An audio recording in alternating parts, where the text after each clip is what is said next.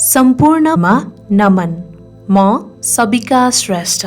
अब म तपाईहरूलाई मिला रेपाको जीवनी वाचन गरेर सुनाउँदैछु। यस पुस्तकको अडियो बुक नेपाल बुद्धिस्ट न्युजद्वारा प्रायोजित गरिएको हो। यस पुस्तकको अनुवादक मीन बहादुर साक्य र मिलन साक्य हुनुहुन्छ। नेपाल बुद्धिस्ट न्युजद्वारा निर्मित मिला रेपाको जीवनी नामक यस अडियो बुकको पहिलो भाग हामीले सकिसकेका छौँ। अब हामी भाग 2 तर्फ लाग्दैछौँ।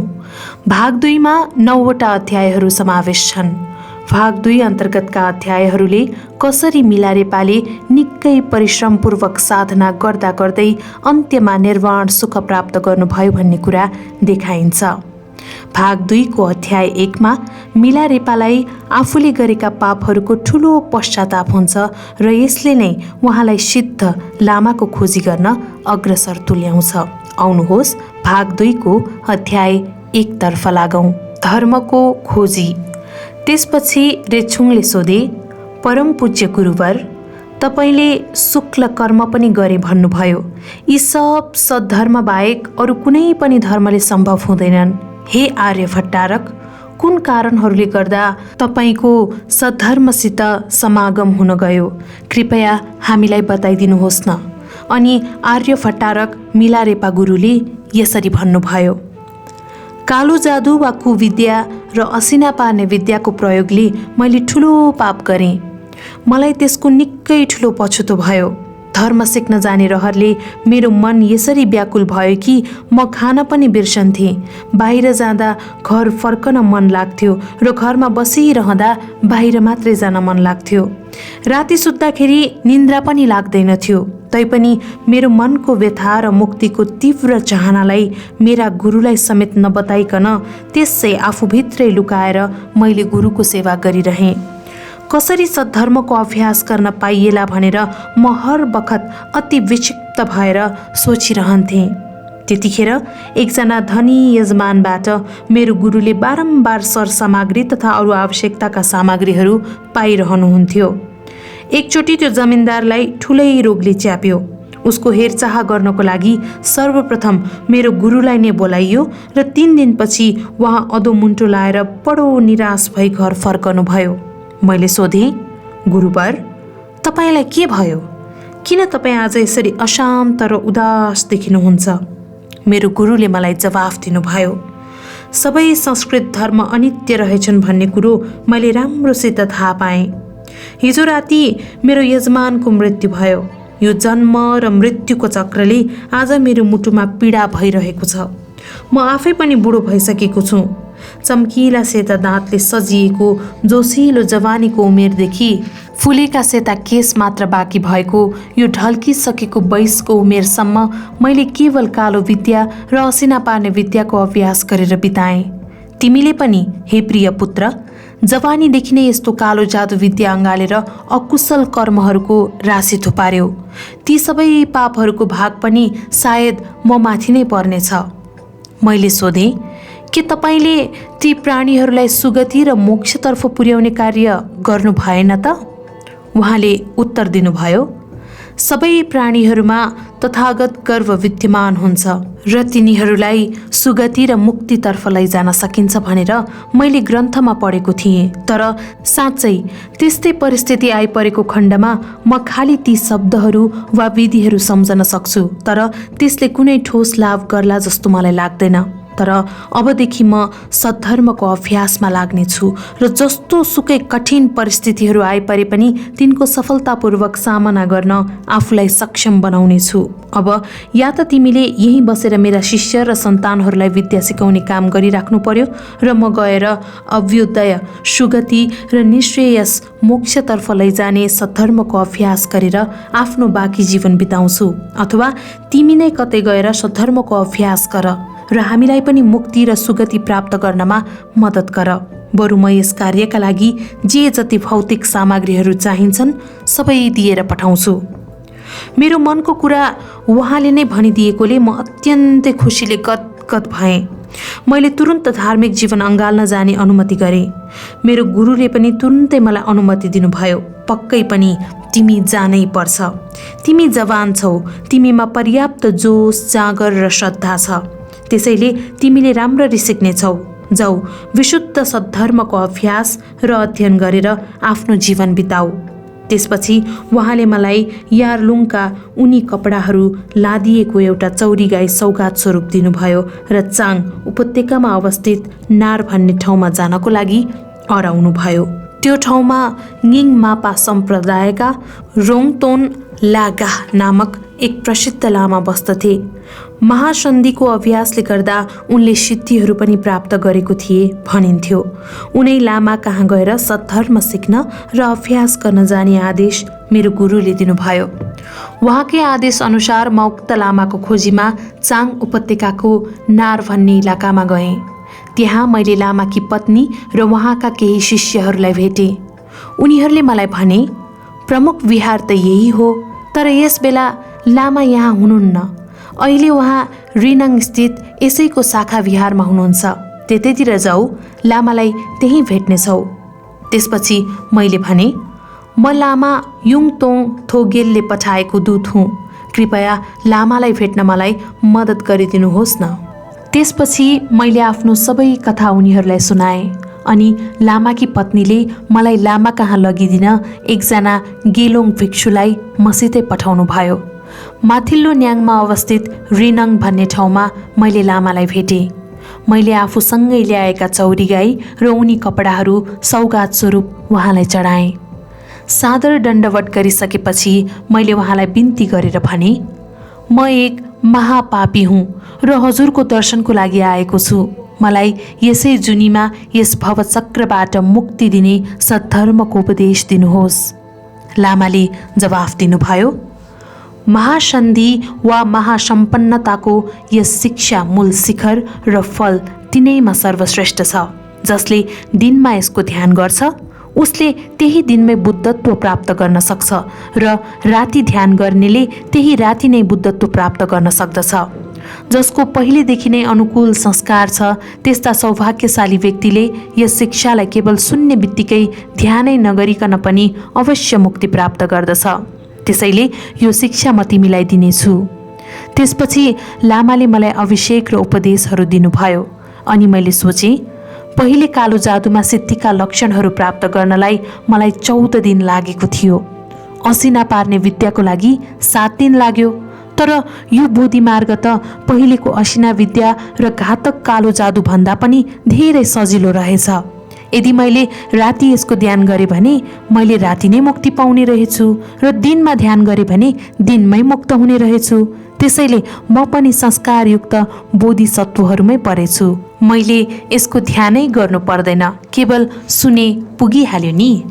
म अति प्रफुल्ल र गौरवान्वित भएँ र यस्तो सोचेर मैले ध्यान गर्न छोडी मेरो सारा समय केवल सुत्नमै बिताएँ। जसले गर्दा धर्मको बाटो एकातिर पर्यो, मेरो जीवनशैली अर्कोतिर र मेरो प्रगति कहिल्यै भएन। केही दिनपछि लामा म कहाँ आउनुभयो र मेरो त्यो दशा देखेर यसरी भन्नुभयो, तिमीले मलाई सबैभन्दा पहिले बिन्ती गर्दाखेरि म महापापी हुँ भनेका थियौ। तिमी साँच्चीकै महापापी नै रहेछौ। मैले आफ्नो धर्मप्रति गौरवान्वित भएर त्यसरी सुरुमै तिमीलाई यसको प्रकाश गर्नुहुन्न थियो। म तिमीलाई मुक्ति मार्गमा पुर्याउन असमर्थ छु। लोडाङको दक्षिणी प्रान्तमा अवस्थित डोवोलुङमा एउटा बिहार छ, तिमी त्यहाँ जाऊ। त्यस बिहारमा महापण्डित नारोपाका प्रत्यक्ष शिष्य नवीन तन्त्र परम्पराका सिद्ध अनुवादराज प्रख्यात मार्पा लोचावा बस्नुहुन्छ। तिनै लोकमा उहाँको तुलना कसैसित पनि गर्न सकिँदैन। उहाँसँग तिम्रो पूर्वजन्मदेखिको कर्मको सम्बन्ध गाँसिएको छ। त्यसैले तिमी उहाँलाई भेट्न जाऊ। मारपाको नाम सुनेको मात्र के थिएँ, मेरो मनमा बताइ नसक्नु सुख र प्रीतिको अनुभव भयो। खुसीले मेरो पुरै शरीर रोमाञ्चित हुन थाल्यो। उहाँप्रति ममा यति श्रद्धा जागृत भयो कि मेरो आँखाबाट अनायास आँसुहरू झर्न थाले। उनै गुरु फेला पार्ने एउटै मात्र उद्देश्य लिएर एउटा किताब र केही सरसामग्रीका साथमा निस्केँ। बाटाभरि मेरो मनमा अरू कुनै कुरा आएन, केवल कहिले गुरुको साक्षात दर्शन पाउन सकुला भन्ने खुल्दुली मात्रै मनमा रह्यो।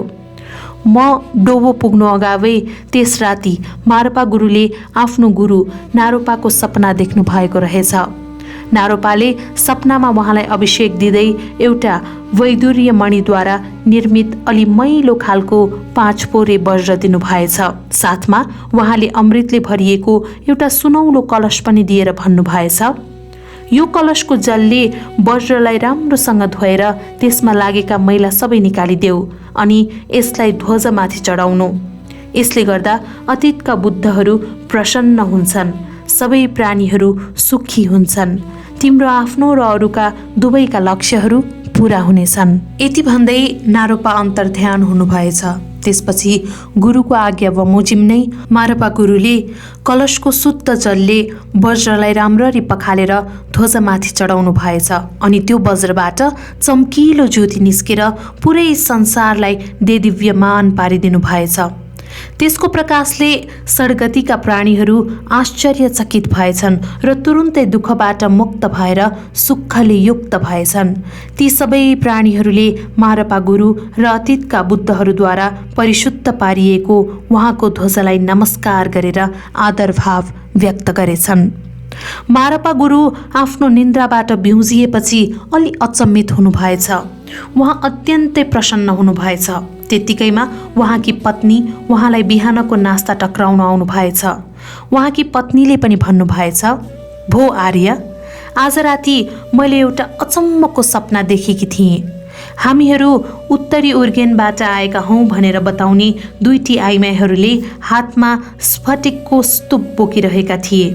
ती आइमाईहरूले भन्न थाले, यो स्तूपलाई प्रतिष्ठा गरी पर्वतको शिखरमाथि चढाउनको लागि नारोपाले हजुरलाई अराउनु भएको छ। त्यसपछि तपाईँले चित्कारपूर्ण आवाजले भन्नुभयो, हँ, नारोपा गुरुले त पहिल्यै यो स्तूपलाई प्रतिष्ठा गरिसक्नु भएको थियो, तैपनि म गुरुको आदेशको पालना गर्नेछु। त्यसपछि तपाईँले विधिवत प्रतिष्ठा विधि सम्पन्न गरेर कलशको चम्किलो जलले त्यो स्तूपलाई धोएर शुद्ध पार्नुभयो। त्यसपछि त्यसलाई तपाईँले पर्वत शिखरमाथि राख्नुभयो। त्यसको लगत्तै त्यो पर्वतबाट सूर्य र चन्द्रको जस्तै तेजिला असङ्ख्य रश्मिहरू निस्किन थाले। अरू पर्वत शिखरहरूमाथि पनि ठिक त्यस्तै स्तूपका प्रतिलिपिहरू देखा परे। ती दुई आइमाईहरूले पनि यो अद्भुत दृश्य हेरिरहेका थिए। हे स्वामी, यस्तो सपना देखेँ मैले, यसको अर्थ के होला? मारपा गुरुले मनमा नै विचार गर्नुभएछ। मेरो र उसको सपना त दुरुस्तै मिल्दाजुल्दा रहेछन्। मनमा नै अत्यन्तै प्रसन्न भए पनि उहाँले आफ्नी पत्नीलाई आफूलाई केही थाहा नभएको जस्तै गरी जवाफ दिनुभयो, खोइ, यसको अर्थ मलाई थाहा छैन। यस्ता सपनाहरू निरर्थक हुन्छन्। म बाटो छेउको खेत जोत्न जाँदैछु, मलाई आवश्यक सामग्रीहरू तयार पारिदेऊ। उहाँकी पत्नीले जवाफ दिनुभएछ, यो त कामदारहरूको काम हो नि। आम्मै, तपाईँ जस्तो ठुलो लामाले खेत जोत्न जानुभयो भने त अरूले के भन्लान्? म बिन्ती गर्छु तपाईँ नजानुहोस्। लामाले आफ्नी पत्नीको कुरै नसुनी भन्नुभएछ, खोइ, मलाई अलि धेरै नै जाँड तयार पारेर ल्याइदेऊ। अनि उहाँकी पत्नीले एउटा ठुलो घैँटोभरि जाँड खन्याएर उहाँलाई ल्याइदिनु भएछ। मारपा गुरुले जाँडको घैँटो टिपेर भन्नुभयो, यो त मेरो लागि भयो, एकजना पाहुना पनि आउँदैछन्, उसलाई पनि एउटा ल्याइदेऊ। दुईटा घैँटाहरू लिएर उहाँ खेतमा जानुभएछ। ती घैँटाहरूलाई भुइँमा राखी आफ्नो टोपीले छोपेर बाटो हेरी हेरी खेत जोत्न थाल्नुभएछ। आफ्नो जाँडको घैँटा सबै सिद्ध्याएर उहाँ त्यहीँ कुरेर बसिरहनु भएको रहेछ।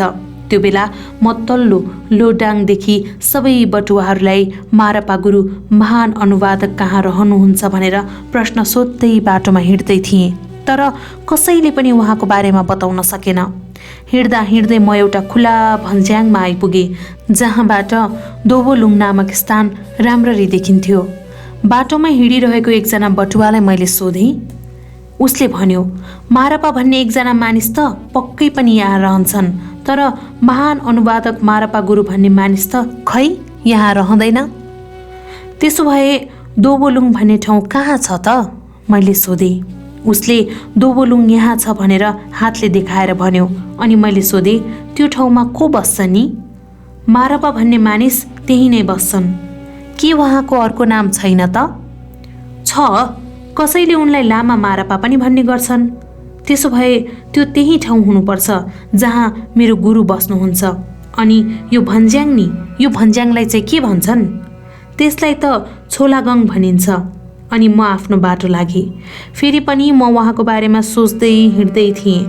एक ठाउँमा पुगेपछि थुप्रै गोठालाहरूसित मेरो भेट भयो। तिनीहरूलाई पनि मैले सोधेँ। बुढा गोठालाहरूले त हामीलाई थाहा छैन भनी जवाफ दिए, तर तिनीहरूकै माझमा एकजना हँसिलो राम्रो अनुहार भएको बालक पनि रहेछ। त्यो बालकले राम्रोसँग तेल हालेर कपाल कोरेको र राम्रो लुगा लगाइरहेको थियो। उसले नम्रतापूर्वक मलाई भन्यो, कतै तपाईँले मेरो पूज्य बुवाको विषयमा त सोध्नु भएको होइन? यदि हो भने उहाँ त त्यस्ता व्यक्ति हुनुहुन्छ जसले सबै सम्पत्ति बेचेर सुन किन्नुभयो र ती सुनहरू लिएर भारत जानुभएको थियो। फर्कदाखेरि उहाँले बहुमूल्य पत्थर जडित कैयौँ ग्रन्थहरू बोकेर आउनु भएको थियो। प्रायशः उहाँ कृषि कार्य गर्नुहुन्न, तर आज आफैले खेत जोत्दै हुनुहुन्छ। मैले मनमा नै सोचेँ, त्यो केटाले भने बमोजिम त मेरो गुरु उहाँ नै हुनुपर्छ, तर यत्रो ठुलो महानुवादकले खेत जोत्ने काम गर्छन् त? म सरासर आफ्नो बाटो हिँडेँ। जाँदा जाँदै म त्यही बाटो आइपुगेँ जसको छेउमा मारपा गुरुको खेत थियो। मैले त्यो खेतमा काम गरिरहेका एकजना मोटो भुँडे ठुल्ठुला आँखा भएका हेर्दै निकै तेजस्वी मानिसलाई देखेँ। मेरो दृष्टि उहाँमाथि के परेको थियो, मेरो मन मस्तिष्क बयानै गर्न नसकिने गरी अगाध खुसी र सुखले रोमाञ्चित हुन थाल्यो। त्यो दुर्लभ दृश्य देखेर त एकछिन म अर्धमूर्छित नै भएको थिएँ। म डेग नचलिकन उभिरहेँ। त्यसपछि मैले भने, हे लामा, यस ठाउँमा महापण्डित नारूपाका साक्षात् शिष्य विद्वान अनुवादक मारपा रहनुहुन्छ भन्ने सुनेको थिएँ। उहाँको घर कहाँ हो? उहाँले धेरै बेरसम्म मलाई खुट्टादेखि शिरसम्म नियालेर हेरिरहनुभयो र पछि भन्नुभयो, तिमी को हौ? मैले जवाफ दिएँ, म एक महापापी हुँ र चाङ क्षेत्र स्थित लातोड नामक स्थानबाट आएको हुँ। मारपा गुरुको नाम निकै चलेकोले म उहाँ कहाँ धर्मको उपदेश लिन आएको हुँ। उहाँले भन्नुभयो, ए त्यसो पो म तिमीलाई मारपासित भेट गराइदिन सक्छु, तर त्यतिन्जेल मेरो यो खेत जोत्ने काम सिद्ध्याइदेऊ पहिला। त्यसपछि जमिनमा आफ्नो टोपी मुनि लुकाइराखेको जाँडको घैँटो मलाई दिनुभयो। त्यो जाँड निकै ताजा र स्वादिलो थियो। परिश्रमपूर्वक खेत जोत भन्दै उहाँ जानुभयो।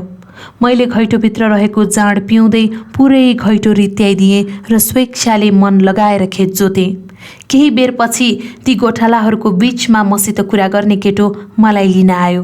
उसले भन्यो, तपाईँले गुरुको दर्शन गर्न घरमा बोलाउनु भएको छ। उसले यस्तो भनेपछि मेरो खुसीको सीमा नै रहेन। मलाई लगेर गुरुसित मेरो परिचय गराउन त्यो केटो अत्यन्तै व्यग्र थियो। त्यही बेला मैले उसलाई भने, यति काम सिद्ध्याउन पाए राम्रो हुन्थ्यो। मैले बाँकी काम पनि सिद्ध्याएँ। मेरो गुरुसित त्यही खेतमा पहिलो भेट भएकोले मैले त्यो खेतको नाम नै अवसरयुक्त खेत भनेर राखिदिएँ। गर्मीयाममा यो खेतको बाटो खेतकै छेउमा हुन्थ्यो भने हिउँदको मौसममा खेतको ठिक बीचमै हुन्थ्यो। म त्यो केटोसित उहाँको घरमा गएँ। त्यहाँ सामु त पछाडि नरम तकियामा अडेस लगाएर नरम रङहरू बिछ्याइएका आसनमाथि आरामपूर्वक आसीन हुनुभएका मैले अघि भर्खर भेटेको लामा नै हुनुहुँदो रहेछ। उहाँले आफ्नो अनुहार पुछिसक्नु भएको थियो, तर पनि उहाँका आँखी भाउ, नाकका प्वाल, जुङ्गा र दारीमा भने अझै धुलो बाँकी थियो। उहाँ आफ्नो भोजन ग्रहण गर्दै हुनुहुन्थ्यो। मैले सोचेँ, ए उनी त मैले अघि भेटेकै मानिस रहेछन्। लामा चाहिँ कहाँ हुनुहुन्छ होला त्यसो भए? त्यसपछि लामाले भन्नुभयो, पक्कै पनि तैँले मलाई चिन्दिनस्। म नै मारपा हुँ। तैँले मलाई दण्डवट गरे हुन्छ। मैले तुरुन्तै दण्डवट गरेँ र उहाँको चरण कमललाई मेरो शिरमाथि राखेँ। यो सबै औपचारिकतापछि मैले भने, हे परम पूज्य गुरु, म निमा लातोद पश्चिमी उच्च भूमिबाट आएको महापापी हुँ। म तपाईँलाई आफ्नो काय, वाक र चित्त चढाउँछु। मलाई खाने लाउने बन्दोबस्त गरिदिनु भई यही जुनीमा मुक्ति प्राप्त गराउने उपदेश प्रदान गर्नको लागि विनम्र प्रार्थना गर्दछु। गुरुले जवाफ दिनुभयो, त महापापी होस् या जोसुकै होस्, मलाई त्यसको सरोकार नै छैन। तैँले पाप गर भनेर मैले अराएको होइन क्यारे, तैपनि तैँले त्यस्तो के पाप गरेको छस्? मैले आफ्नो पुरा कथा उहाँलाई सविस्तार सुनाएँ। त्यसपछि लामाले भन्नुभयो, ए तैँले ती सबै पापहरू गरिछस् होइन? ठिकै छ, जे भए पनि तैँले आफ्नो काय वाक र चित्त मलाई चढाइस्, राम्रो गरिस्। तर म खाने लाउने र उपदेश यति नै चिज चाहिँ तँलाई दिन सक्दिनँ है। कि त खाने र लाउने चाहिँ म दिन्छु, तर उपदेश खोज्न अन्तै जानुपर्नेछ। या त म तँलाई उपदेश दिन्छु, खाने लाउने बन्दोबस्त आफै गर। दुईटा मध्ये एउटा छान। यदि तैँले उपदेश नै रोज्ने हो भने पनि यही जुनीमा ज्ञान प्राप्त गर्ने त तेरै साधना र परिश्रममा भर पर्ने कुरा हो। मैले उत्तर दिएँ, ठिक छ हे गुरुदेव, म यहाँ केवल उपदेशको लागि मात्र आएको हुँदा खाने लाउने बन्दोबस्त म अन्तै कतैबाट गर्नेछु। उहाँको पूजा कोठामा मैले आफ्नो पुस्तक राखेकोले उहाँले झर्केर मलाई भन्नुभयो, त्यो अशुद्ध किताब यहाँबाट हटाइहाल त। यसले मेरो पवित्र सामग्रीहरू र मेरो पूजा कोठालाई नै अपवित्र पार्नेछ। अनि मैले सोचेँ, यो कालो जादुको किताब भएकोले उहाँले यस्तो प्रतिक्रिया जनाउनु भएको होला। मैले बडो सावधानीपूर्वक त्यो किताबलाई त्यहाँबाट हटाइदिएँ। अनि केही दिन म मारपा गुरुसितै बसेँ। उहाँकी पत्नीले मलाई राम्रो खाना खान दिनुहुन्थ्यो। यसरी मिला रेपाले भन्नुभयो। यसरी उहाँले आफ्नो गुरुसित भेट गर्नुभएको थियो। शुभ कर्मबारे यो प्रथम अध्याय हो। यस पुस्तकको अडियो बुक नेपाल बुद्धिस्ट न्युजद्वारा प्रायोजित गरिएको हो। यस पुस्तकको अनुवादक मीन बहादुर साक्य र मिलन साक्य हुनुहुन्छ।